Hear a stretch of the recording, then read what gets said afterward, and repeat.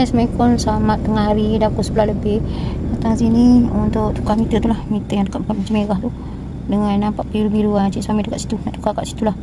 Sebenarnya orang yang pakai baju merah dua-dua tu yang buat, mungkin dia tak ada lesen, nak tukar meter tu je ke tempat Cik Suami duduk tu. Besar-besar ni orang kari tu. Ni IM ya, IM 5. Berada di IM 5. Rumah lama kot, nampak macam ada kakak dia punya pagar tu kan. Ni penghujung dah ni last. Sana boleh keluar ke mana sih pun tak tahu lah. Sebab tak pernah lalu kat sini. Masuk dalam ni tak pernah. Biasanya ke belakang lah, arah ke sana.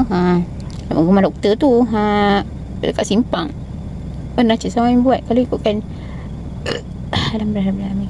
Sebenarnya Siti baru sarapan ni. Bangun tadi, subuh tadi sudah bangun. Siap-siap nak suat. Lepas tu Siti tidur balik sebab kepala sakit. Tidur balik tadi bangun dalam pukul 10 kalau 9.30 si bangun. Lepas tu kepala masih lagi sakit lah. Mungkin maybe lah Siti kurang tidur sebab Siti terkejut dalam pukul 4 pagi sampai dah subuh tak boleh nak tidur.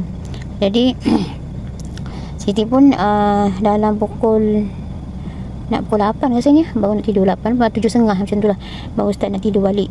Itulah macam ni lah. Tapi yang abang cakap dekat dapur tu Siti dah clear lah semalam.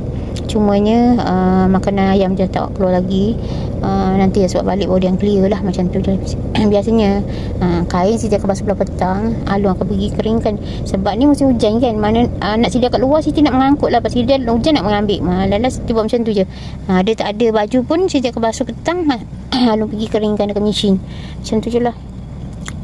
Sebabnya kalau Siti sidai nak pergi mari tu lah, Siti tak boleh nak pergi mari.